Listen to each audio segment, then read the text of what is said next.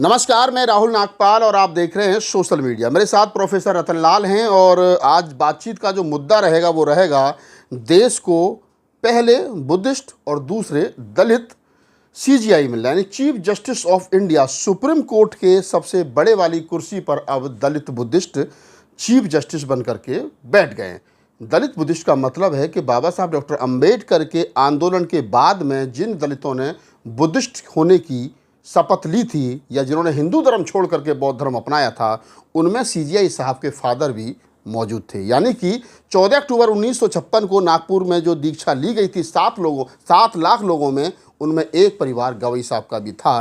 तो गवई साहब इस तरीके से पहले दलित बुद्धिस्ट सीजीआई हैं जो भारत के बने हैं। मज़े का दृश्य था कि जब एक आदिवासी महिला यानी देश की प्रथम नागरिक राष्ट्रपति उनको शपथ दिला रही थीं और ओबीसी समाज से आने वाले प्रधानमंत्री ताली बजा रहे थे। और मज़े की बात थी कि जब जैन समाज से आने वाले गृह मंत्री ताली बजा रहे थे, रक्षा मंत्री ठाकुर समाज से आते हैं, लॉ मंत्री दलित समाज से आते हैं, पूरी की पूरी लॉबी में ब्राह्मण गायब थे।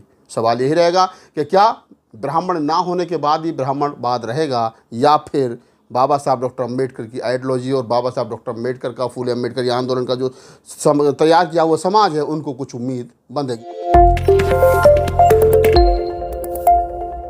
सर स्वागत है।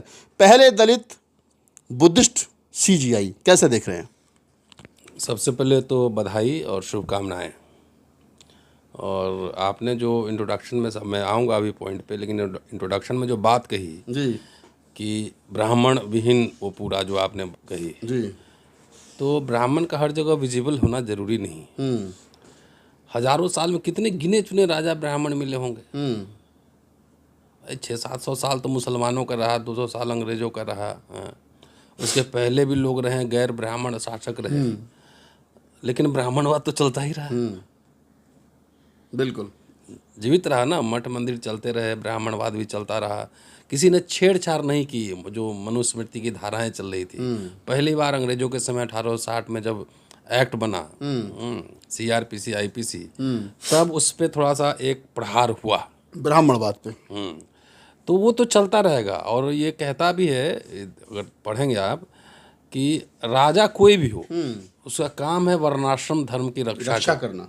वर्णाश्रम धर्म क्या है कि हर वर्ण को अपने हिसाब से काम कराना तो वो चल सकता है। लेकिन चलिए, बहरहाल गवई साहब को बहुत बहुत बधाई, शुभकामनाएं। और मैं ये समझता हूँ कि जैसे और भी चीफ जस्टिस हुए, खन्ना हुए, इसके पहले चंचूड़ हुए थे, जैसे ब्राह्मण कुल में पैदा हुए, चाहे किसी खत्री कुल में पैदा हुए, चाहे कायस कुल में पैदा हुए, उसी तरह से संयोग है कि गवई साहब दलित कुल में पैदा हुए हैं।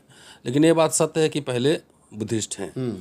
तो उनसे अपेक्षाएं तो रहेंगी। और एक ही अपेक्षा हमारी है, मेरे हाथ में एक किताब है, ये आपने देखा होगा, धर्मांतरण। इसमें बाबा साहब एक कलेक्शन जो भाषणों का है, ज्ञापन का है, उनके इंटरव्यूज़ का है, एक कलेक्शन है। मैं उन्हीं के हवाले से कुछ बात कहता हूँ, बिल्कुल, और तब समझने में मजा आएगा।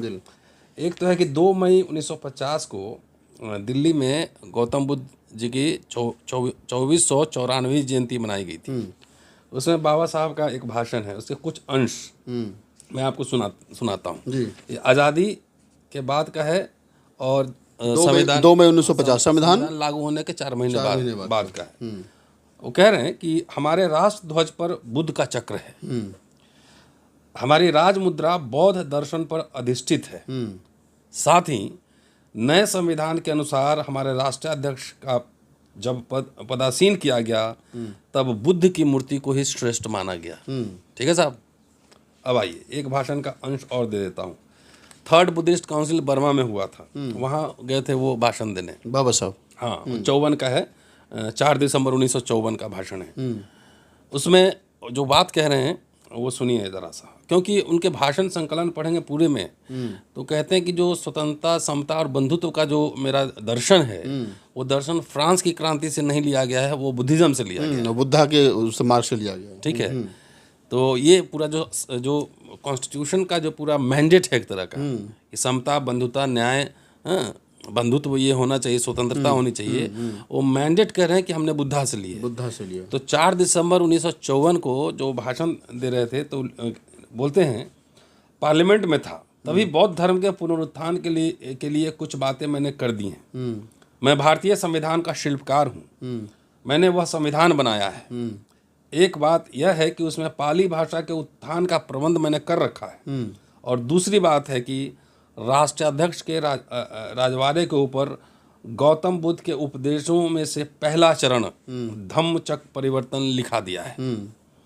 ब्रह्मदेश के अध्यक्ष डॉक्टर जीपी मल्लशेखर के ध्यान में मैंने ये बात बता दी, देखकर उन्हें भी बड़ा अचरज लगा। तीसरी बात यह है कि भारतीय पार्लियामेंट के निशान पर भारत सरकार के प्रतीक के रूप में अशोक चक्र को संविधान में मान्यता दिला दी है। यह सब करते हुए मुझे हिंदू, मुसलमान, ईसाई और पार्लियामेंट के अन्य सदस्यों की ओर से कोई विरोध नहीं हुआ। जितना ये कह रहे हैं कि कोई विरोध नहीं हुआ। इतना सुस्पष्ट और हर मुद्दे का विश्लेषण मैंने पार्लियामेंट में किया है। इस तीसरे अंतर्राष्ट्रीय अधिवेशन में इकट्ठा आए 28 राष्ट्रों में से क्या किसी एकाध राष्ट्र ने ऐसा किया है? समझ रहे हैं बात? एकाध राष्ट्र ने ऐसा किया है? सवाल खड़े कर रहे हैं। इतना करके मैं रुका नहीं। बंबई शहर में मैंने सिद्धार्थ नाम से एक बड़े कॉलेज की स्थापना की है, सिद्धार्थ गौतम बुद्ध का नाम। इसी प्रकार अजंता वेरूल के जाते समय रास्ते में पड़ने वाले औरंगाबाद शहर में भी दूसरे कॉलेज की स्थापना की। बंबई के कॉलेज में 2900 और औरंगाबाद के कॉलेज में 500 छात्र पढ़ रहे हैं। लंबा भाषण है लेकिन ये रेलेवेंट है। अब मोदी जी तो आरएसएस के ट्रेंड हैं, बिल्कुल बीजेपी प्रधानमंत्री हैं। उन्होंने आके जो सबसे पहला काम क्या किया? पार्लियामेंट बदल दिया। पार्लियामेंट बदला है, और उसके साथ सिंगोल ला दिया और जो शेरों का जो मुद्रा थी उसमें चेंज कर दिया। हाँ। ठीक है। तो ये खाली प्रतीकों का बदलाव थोड़ी है, दर्शन का बदलाव भी है। दर्शन का बदलाव, ठीक है। तो मेरा ये कहना है कि आप किस कुल में, किस समुदाय में आप जन्मे हैं, लेकिन जिस पद पे बैठे हैं उसकी एक पूरी मर्यादा है। कई जजमेंट्स कंट्रोवर्शियल होते हैं, बहुत सारे जज होते हैं, जैसे बाबरी मस्जिद का मसला। संविधान का जो मैंडेट है और जो शपथ लिया गया है कल, उसको मद्देनजर रखते हुए आप संविधान के हिसाब से फैसले लें। बिल्कुल। लोकशाही में अभी भी डॉक्टर अंबेडकर को पढ़ें, संविधान तो लागू हो गया लेकिन परंपराएं चलती रहीं, जिनको निरस्त हो जाना चाहिए था वो भी चलती रही। ठीक है। अब देखिए मध्य प्रदेश के जो क्या ना विजय शाह जो मिनिस्टर हैं, 8 बार के विधायक हैं। हाँ, आज ही जस्टिस गवई साहब ने डांट फटकार लगाई है कि आप संवैधानिक पद पर बैठे हुए हैं और इस तरह की बात जो कि सोफिया कुरैशी के बारे में दिया था, टेररिस्ट की बहन बता दिया था।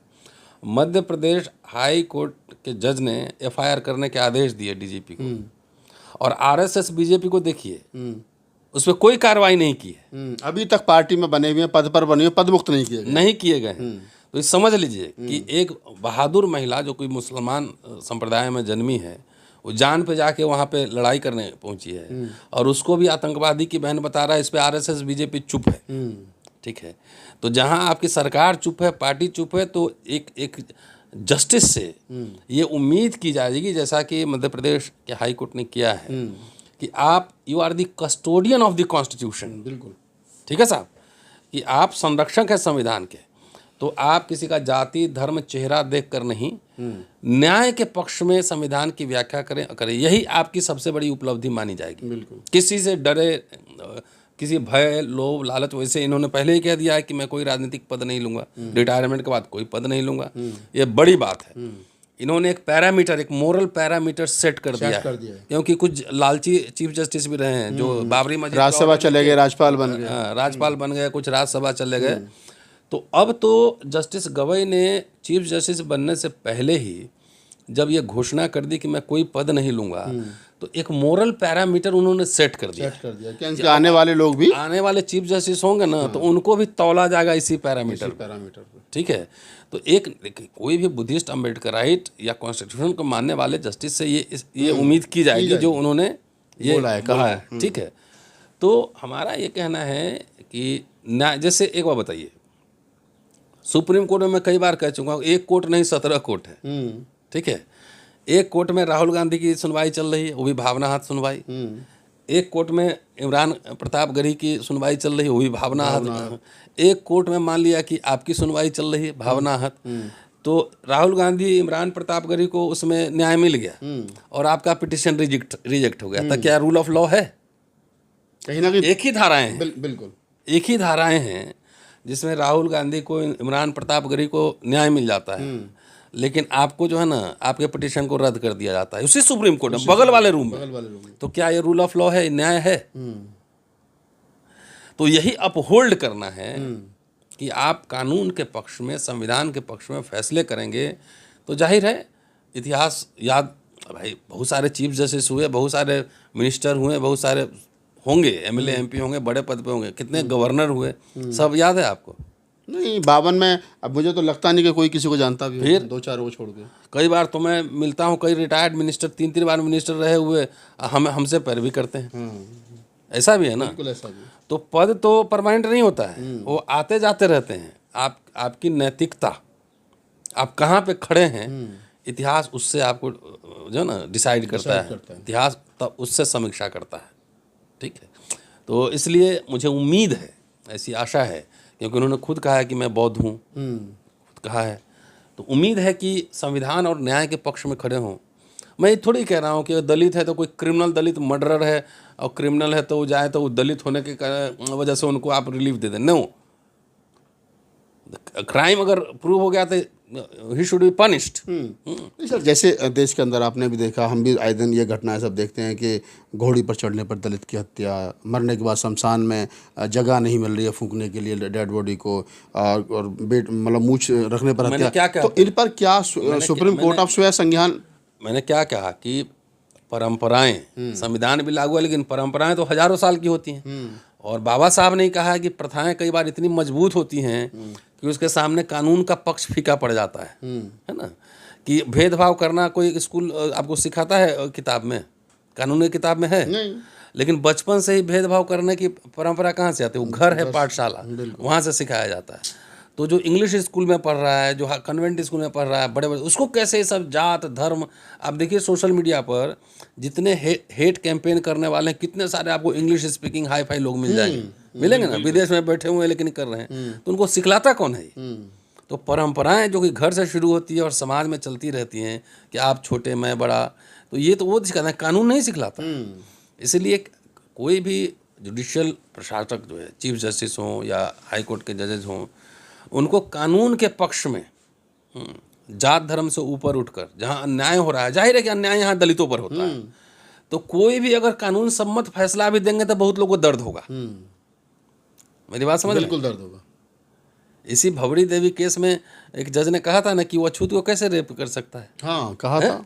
और यही एक जज ने कहा था कि मोरनी के आंसुओं से जो है वो प्रेग्नेंट होते हैं। इस तरह के कई तरह के इररिलेवेंट उस बातें आते रहती हैं जज सब। अभी कौन, शेखर यादव है, इलाहाबाद हाई कोर्ट। हाँ, शेखर यादव, जस्टिस शेखर यादव, वो क्या बोले थे? हाँ? तो कानून मैंडेट क्या है, संविधान का मैंडेट क्या है, उसके हिसाब से आप न्याय दें, यही अपेक्षा है, और इसी से आप इतिहास में जाने जाएंगे। किसी से डरने की ज़रूरत नहीं है। अरे हम लोग तो छोटा मोटा एक्टिविस्ट हैं, ठीक है, एकेडमिशियन एक्टिविस्ट है, तो जब हम लोग नहीं डरते हैं, कहाँ डरते हैं? बिल्कुल। लाओ इनकम टैक्स, सीबीआई, डीपीटी जो है सब ले जाओ जो है। तो जब हमारे जैसा छोटा मोटा एक्टिविस्ट इस ताकत की वजह से, अम्बेडकर से सीखा है कि झुकना मना है, डरना मना है, तो जब हम लोग नहीं झुकते हैं, नहीं डरते हैं, तो चीफ जस्टिस ऑफ इंडिया है, बड़ी चीज़ है। तो प्रोफेसर, लीलाएं कैसे कैसे होती हैं, जरा एक उदाहरण दे रहा हूँ। अभी तो फटकार लगी है विजय शाह को, और परसों शायद सुनवाई होगी, शनिवार को शायद, और वक्फ बोर्ड का शायद मंगलवार को सुनवाई होना है, 20 तारीख को। इन बिटवीन देखिए, राज्यपाल कितने दिन तक रोक सकता है किसी बिल को? इस पे पिछले महीने अप्रैल में जस्टिस पारदीवाला ने एक जजमेंट दिया था कि 3 महीने तक अगर आप नहीं इसको पास करेंगे राज्यपाल, तो इसको स्वतः पास माना जाएगा। और राष्ट्रपति के लिए था कि 1 महीने के भीतर नहीं निपटाएंगे तो ये स्वतः पास माना जाएगा। इस पर खूबसूरती देखिए डेमोक्रेसी संविधान की, कि आदिवासी राष्ट्रपति हैं, बौद्ध और दलित चीफ जस्टिस हैं। और अभी खन्ना साहब थे कुछ दिन, कल से पहले तक 12 तक थे शायद, या 13 तक थे।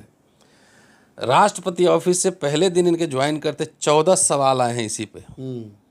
ये क्या सुप्रीम कोर्ट के ये अधिकार है कि इसकी समीक्षा और ये डिफाइन करने का? 14 सवाल देख लीजिए, सब छपा हुआ है। तो चीफ जस्टिस दलित हैं और ये तो खन्ना साहब के समय भी आ सकता था सवाल। चुनौतियाँ बढ़ा दी गई हैं। फिर कोई भी आप पक्ष लेंगे, निर्णय लेंगे, क्या संविधान या कॉमन सेंस, हम कानून के विशेषज्ञ नहीं है, क्या जो पॉपुलर गवर्नमेंट है, जो जनता से चुन के जो सरकार बनी है, वो अगर संसद या विधानसभा में कोई बिल पास करता है तो क्या राज्यपाल को यह अधिकार है कि 5 साल तक उस पर बैठा रहेगा? जहाँ पे कानून साइलेंट है वहाँ विजडम अप्लाई होता है। उसमें प्रावधान है कि एक बार आप रिजेक्ट कर सकते हैं, दोबारा जब वही बिल पास करके आएगा तो आपको साइन करना पड़ेगा। नहीं साइन कीजिएगा तो रिजाइन कीजिए। लेकिन आप साल 2-2 साल बैठे रहेंगे तो जनता का काम कैसे होगा? विश्वविद्यालय बनाना है, अब बिल पास कर दिया हमने, उस पर 2 साल अब बैठे हुए हैं, तो बच्चे पढ़ेंगे कहाँ? तो क्या ये राष्ट्रपति को चाहे राज्यपाल को ये नैतिक, कानून छोड़ दीजिए, मैं कानून विशेषज्ञ नहीं हूँ, ये नैतिक अधिकार है, ये पावर है, शक्ति है कि अगर लोकसभा से बिल पास करके भेज दे तो 5 साल तक बैठे रहे, उसको पास ना करे? है। लेकिन देखिए ये भिड़ाने का वाला मामला है। खन्ना साहब के समय भी आ सकता था, लेकिन उस समय नहीं आया। इसी समय क्यों आया, इसके टाइमिंग को जरा समझिए। ये समझने की ज़रूरत है कि इसलिए मैं ये कह रहा हूँ ना कि इसके थ्रू सरकार दबाव बना रही है ना। ये दबाव बना रही है। देखिए राष्ट्रपति तो अपने से कुछ भेजेगा नहीं, जो भी भेजेगा तो कैबिनेट के और सरकार का जो कंसल्टेंसी से बनेगा। तो ये सवाल तो सरकार ने बनाए होंगे, राष्ट्रपति ऑफिस से भिजवाया होगा।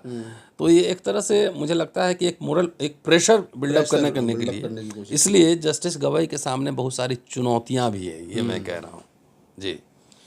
तो जस्टिस गवई के साहब ने बहुत सारी चुनौतियां भी हैं और प्रोफेसर साहब ने शुभकामना दे ही दी है। अब देखना यही है कि अम्बेडकरवादी बुद्धिस्ट यानी कि दलित बुद्धिस्ट पहले सीजीआई बने हैं गवई साहब, तो देश के दलितों को, वंचितों को, पीड़ितों को उम्मीद है। देखिए कानून का राज लागू होगा ना, संविधान लागू हुआ, कानून का राज लागू हुआ, तो दलितों पे अत्याचार ऐसे ही रुक जाएंगे। यहाँ तो अत्याचार होता है, थाने में जाओ, थानेदार रिपोर्ट नहीं लिखता है। यही ना मनुस्मृति है, यही मनुस्मृति है। बहरहाल इस बातचीत को कंप्लीट करते हुए यही कहेंगे कि हमारी तरफ से शुभकामनाएं सीजीआई साहब को, और बस यही है कि जो कानून है, जो संविधान को है उसको पूर्णतः लागू किया जाए और शोषित वंचितों को उनकी हकमारी नहीं होनी चाहिए। धन्यवाद।